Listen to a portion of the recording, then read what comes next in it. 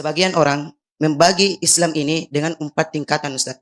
Tingkatan yang pertama syariat, tingkatan yang kedua tarikat, tingkatan yang ketiga hakikat, tingkatan yang keempat ma'rifat. Nah, dengan pembagian seperti ini, Ustaz, apakah ini merupakan bentuk kesesatan yang sehingga membuat mereka yang membagikan seperti ini dapat mengeluarkan mereka dari Islam, Ustaz? Sekian, terima kasih, Ustaz. Jazakallah. Pembagian manusia ala orang-orang sufi.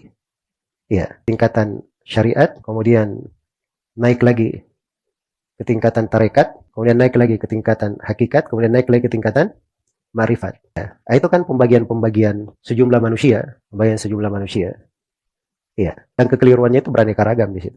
Ada yang dia masuknya itu karena pembahasan hati. Katanya wajib belajar tasawuf, sebab dengan itu kita mengenal Allah. Ya mewajibkan ini, Masya Allah ya, mewajibkan. Ya, katanya tasawuf itu sama dengan ilmu sorof, tidak ada sebelumnya.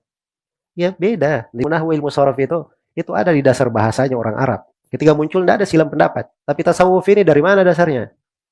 Munculnya dari orang belakang, disesatkan oleh banyak ulama. Tidak ada kesepakatan di situ. Bedanya antara langit dan sumur bor. Perbedaannya. Kalau tiba, Masya Allah, mewajibkan atas orang. Jadi kita semua bisa berdosa ini kalau tidak belajar tasawuf. Naudzubillah. Ekstrim sekali orang-orang ini.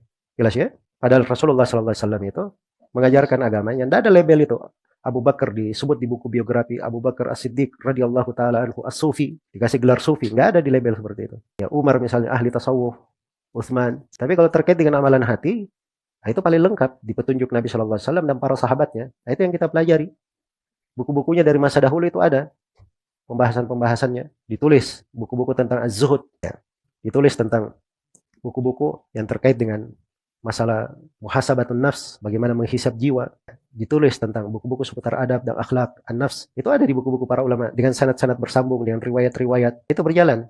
Nah, itu warisannya. Tapi mengatakan harus belajar tarekat, harus belajar tasawuf, itu dari mana datangnya? Kita ini sudah dilengkapi dengan tuntunan yang lengkap. Iya, ilmu itu ada di buku para ulama.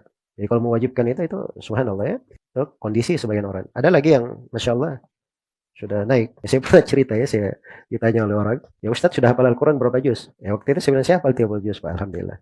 Kata dia, iya Ustadz, cuma Al-Quran itu 40 juz semuanya. Ya Al-Quran itu 40 juz katanya. 30 juz itulah yang dihafal. Ada 10 juz itu ada, katanya ada.